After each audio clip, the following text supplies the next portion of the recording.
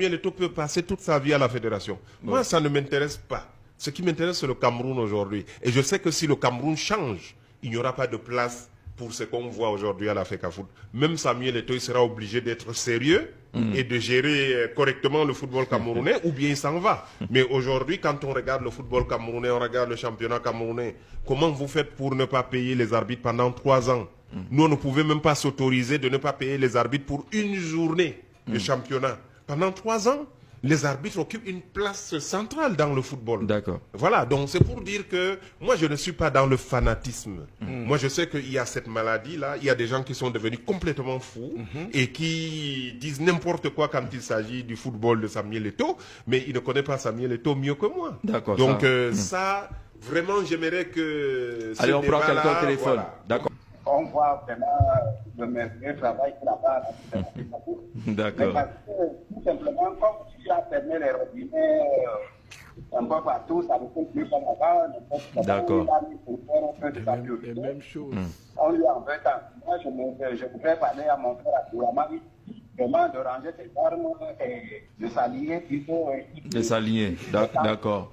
D'accord. Il a tellement bien fermé les robinets que même les arbitres, Il a même fermé aux arbitres. voilà, même aux arbitres, il a fermé, même l'argent des lions pour payer les billets d'avion, il a toujours, vraiment, il a tout fermé. Alors, cet argent est allé où? Si vous ne payez pas les arbitres là, franchement, mais j'avoue, je confirme que le robinet était fermé. Mais de toute façon, moi, j'ai démissionné de la Fédé, ça fait déjà aujourd'hui 14 ans. Donc, je ne suis pas concerné par les robinets ouverts ou fermés, que je m'aligne où. Mais moi, je m'aligne sur les intérêts du Cameroun. Il dit qu'il y a merveilleux, il voit un merveilleux travail qui est fait. Non, mais chacun voit les choses, les goûts et les couleurs. On en discute c'est pas. autre chose, ça ne se discute pas. Chacun peut regarder, il a la liberté, le petit frère que je connais, il est libre d'aimer Samuel, de supporter Samuel. Moi, j'ai pas, voilà. Moi, je dis la FECAFOOT, c'est l'histoire qui va nous départager. Le jour où on va faire un audit à la FECAFOOT, j'aimerais bien voir la tête de certaines personnes. Alors, est-ce qu'il est là? Le professeur est revenu. On va aller très rapidement, professeur. Professeur Messanga Oui, Niamdi. c'est vrai, je vais aller vite. Bon, Jean-Jacques Zé d'autorité, vous savez que nous faisons quand même beaucoup de communication éthique et de vertu. Oui. Le point sous la ceinture, lorsque vous invitez une personnalité comme Abdourahmane, sur... C'est ce que moi, Atebayene et moi, avons souvent tendance à critiquer. On veut toujours humilier les gens, ils veulent rabaisser les gens. Oui. Excusez-moi, je sais que vous êtes un professionnel, Jean Zagé. J'aurais été à votre place à l'instant T. J'aurais dit à ces gens-là que ce n'est pas le débat. Oui. Parce que vous savez, le Cameroun fonctionne mal. Parce que, rappelez-vous de ce livre d'Atebayene et moi, le Cameroun sur la dictature. Des sectes du Majuko-Anal. Oui. Tu sais, du livre et le Majuko-Anal. Parce que les gens ont là. Alors, on a un petit souci avec la connexion. Oh là là, on espère qu'il va revenir dans de meilleures conditions. Peut-être qu'il fera un appel direct et non passer par des appels WhatsApp. Ce n'est pas évident dans d'autres pays aujourd'hui. Oui, oui, pasteur. Voilà. Moi, je voudrais encourager le citoyen Abdourahmane, parce que c'est comme ça que moi, je le baptise. Donc, désormais, si on peut l'appeler le citoyen Abdourahmane, parce que c'est plus facile. Et comme ça, les gens vont vite s'identifier. Voilà. Revenons à cet élément du football que beaucoup... Alors, peut-être pour permettre au professeur d'achever son propos, si la connexion est bonne. Je vais aller vite. Oui. Bon, donc ceux qui viennent parler de la FECAFOOT, ce sont des mercenaires. Ça n'a rien à voir. Nous parlons de l'État du Cameroun. Bon, maintenant, ma simple question est de dire à Abdourahmane, bon, j'ai compté, M. Abdourahmane, j'ai compté 11 fois depuis que vous êtes là. C'est ma déformation professionnelle. Vous avez chaque fois parlant du président Paul Biya, de la victoire du RDPC. Non. C'est la victoire d'une coalition. Si vous prenez la dernière élection présidentielle, parce que moi je suis un homme honnête, le président Paul Biya a engrangé 48% au nord et à peine 24% dans le Grand Sud. Donc les 3 régions du nord, dans cette coalition qui lui ont donné cette victoire. Donc quand vous dites RDPC, ce n'est pas vrai.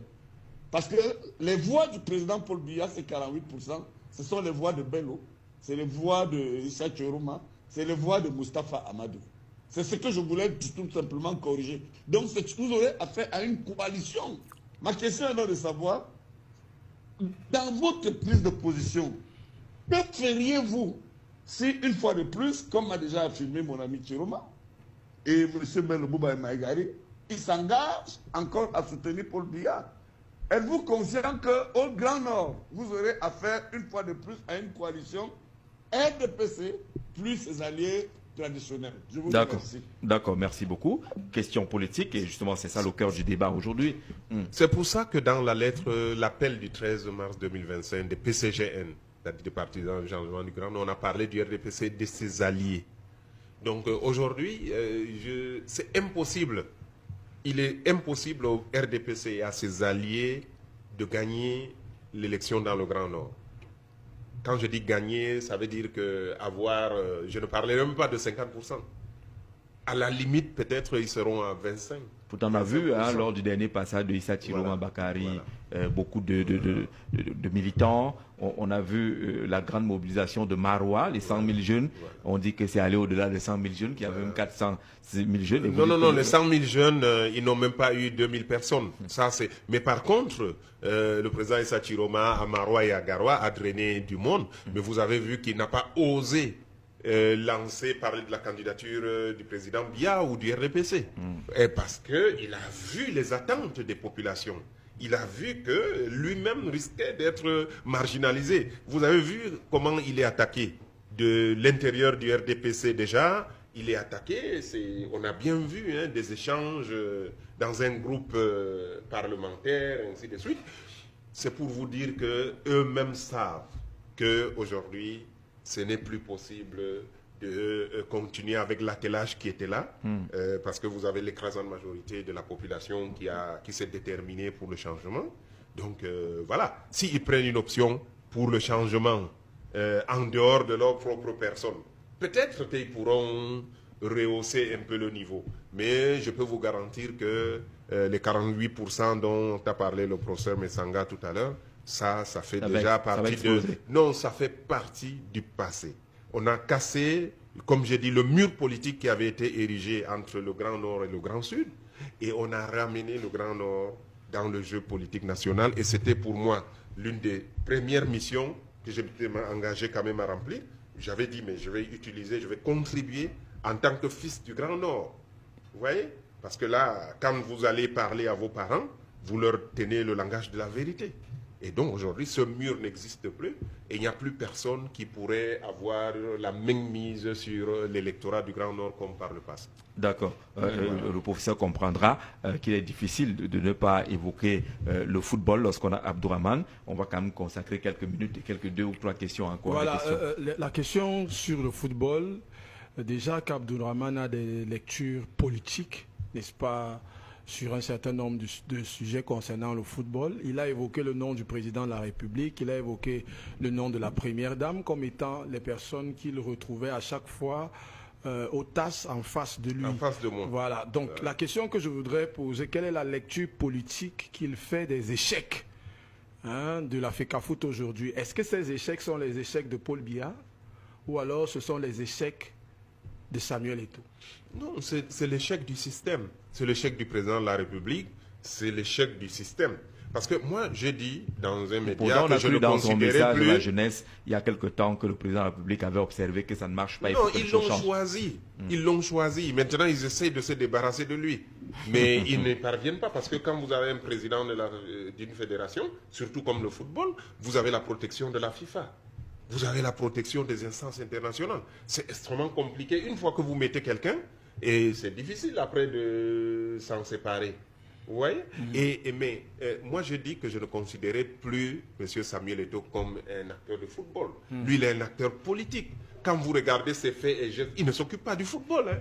Par contre, si vous vous occupez du football, vous ne pouvez pas ne pas payer les arbitres d'élite pendant 3 ans et cumuler 300 millions d'arriérés. Vous comprenez? Ça veut dire que vous ne faites pas le football. Lui fait la politique. Et on l'a mis là pour faire la politique. Et à chaque fois qu'il semble être en difficulté, vous avez vu, il a réitéré son soutien au président de la République. Il vend quelque chose, il apporte quelque chose dans le système. Et on le tolère en étant comme quelqu'un qui peut apporter des voix au président de la République. En 2018, il l'a fait. Et là, maintenant, et bon, voilà. On a essayé de le recadrer. On a vu qu'ils ont réussi à récupérer l'équipe nationale. C'était ça l'essentiel. Maintenant, il peut détruire tout le football.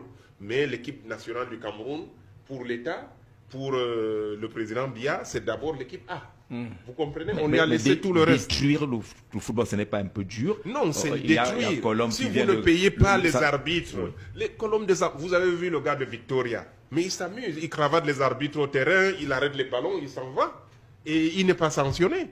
Mais si je suis président de l'Africa Foot, mais le monsieur va plus jamais toute sa vie passer à côté du football, dans le monde entier, il ne pourra même pas rentrer dans un stade, s'il déclare que c'est son nom. Hein. C'est-à-dire on le bannit à vie, et on met ça au niveau international. Vous comprenez? Ce monsieur-là, j'ai vu encore, il était bras dessus, bras dessous avec le président de l'Africa Foot l'autre jour. Vous comprenez? Vous appelez ça championnat. On a décidé que c'est Colombe là-bas qui doit gagner. Et on a organisé. L'année dernière, on a décidé que c'est Victoria. Moi, j'ai vu les dossiers. Quand vous regardez comment Victoria United est devenu champion, non. Quand vous vous occupez du football, si vous voulez construire le football, c'est pas comme ça. Il n'y a pas eu de championnat amateur depuis 3 ans.